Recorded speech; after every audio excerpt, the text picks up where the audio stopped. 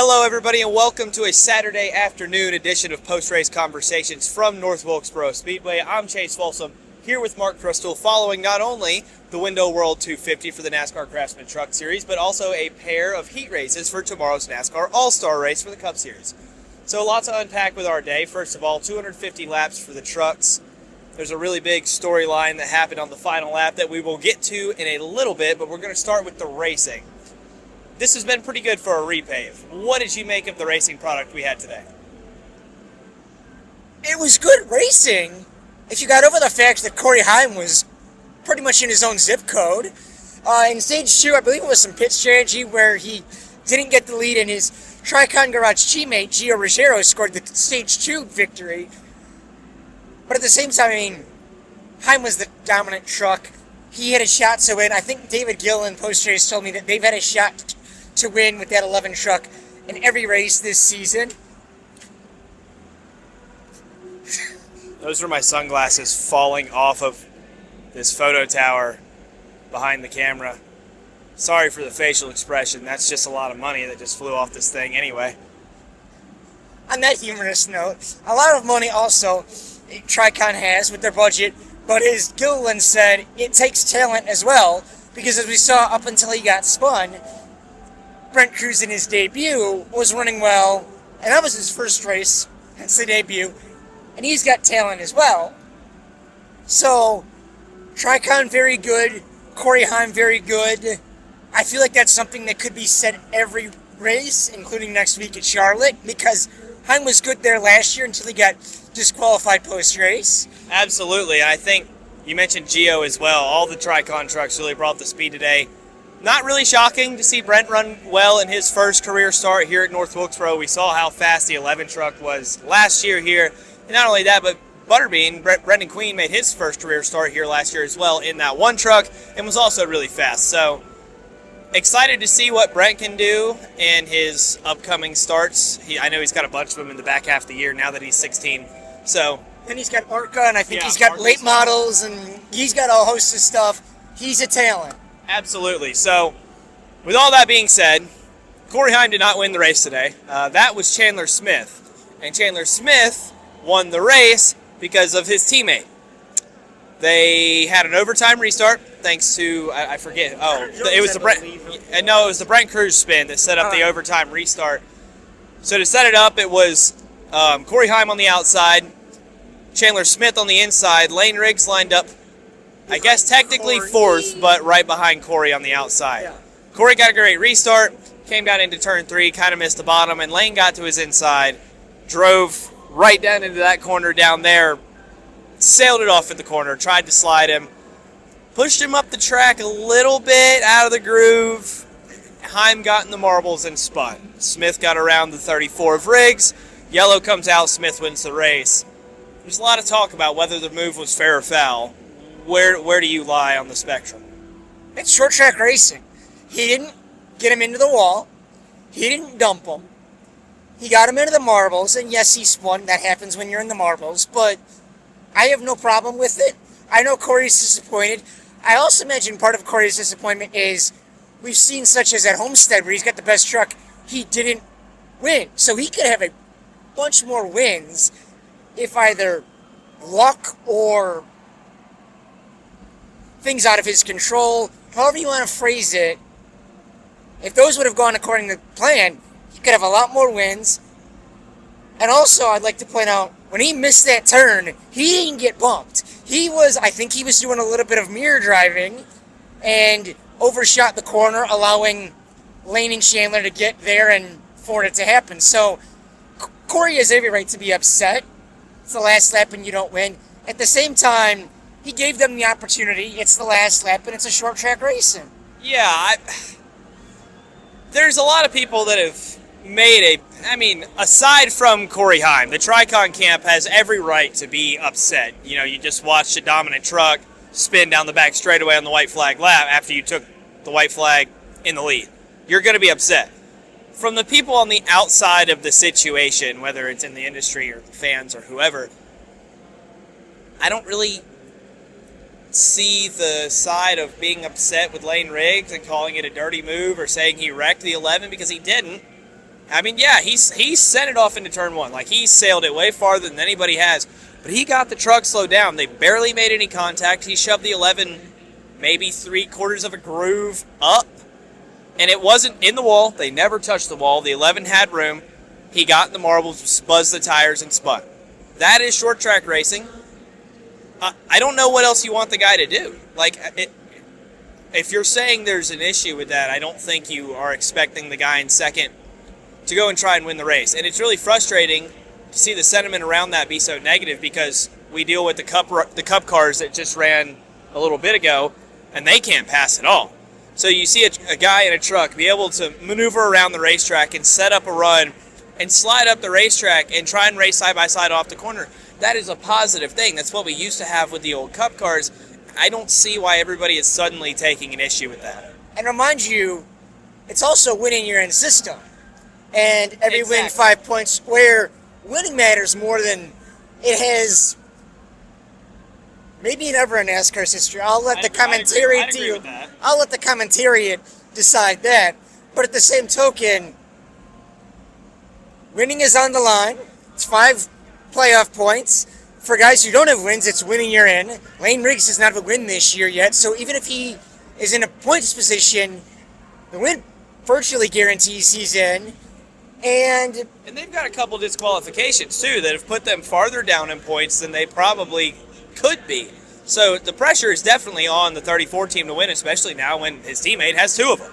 And I'm sure also he wants to beat Corey, because Layne very much, I'm sure, sees himself as a title contender, and Corey is the best. So if you want to be a title contender or beat Corey, you're going to have to do it at some point. Why not start here? Absolutely. And at the end of the day, it's hard racing. They will talk it out. They've been racing each other for a long time, back to the late model days, and they had their run-ins then too. Short track racing, it's going to happen. The beneficiary, as we mentioned, was Chandler Smith. He picks up his second win of the year. Before the last yellow, he had laid the bumper to the 11 to pass him anyway. So you could kind of say it all played out the way it was supposed to for Chandler Smith. I kind of feel like with the Layne Riggs Corey Heim deal, we forget that Chandler Smith won the race. Yeah. I think that's also fair. I think it's gotten so overshadowed because everybody's talking about the 34 and the 11, and obviously we had another march down pit road today. Corey Heim walked down and had some words for Layne Riggs, and Riggs proceeded to say in his interview, well, I'm here for me and my team. So Chandler kind of flew under the radar with another win, but good for him. He picks up 5 more playoff points like you mentioned. Moving on. We have to see him as a championship contender too. 2 wins. Absolutely. So he's racking up the playoff points that'll help him move farther into the postseason come this fall. Moving on to the Cup Series. 2 75-lap heat races for tomorrow night's All-Star race. One set the inside row, one set the outside row. They raced. A couple checkered flags flew. Not much happened. 3 cautions, 2 for the competition cautions, and then 1 when Chase Briscoe decided not to pit under the competition caution.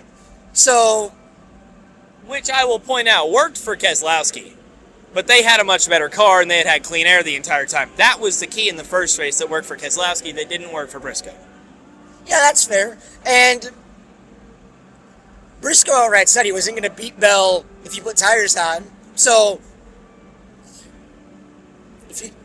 you're not going to beat the leader by following the leader. Right. So, And we're not racing for points, we're racing for money, so what does it matter? and he was already locked into the All-Star race, so was it worth the gamble? Well, the results would say no, but at the same time, it also maybe is a learning moment for tomorrow night of maybe 2 tires or something, because I feel like it's going to, like Chase Briscoe said it, and we kind of saw it with the heat races, it's going to be a track position game. Passing, William Byron and Ross Chastain looked like they could maybe match Keselowski's lap times. They couldn't catch him. They couldn't pass each other. They stayed side by side for maybe the whole race.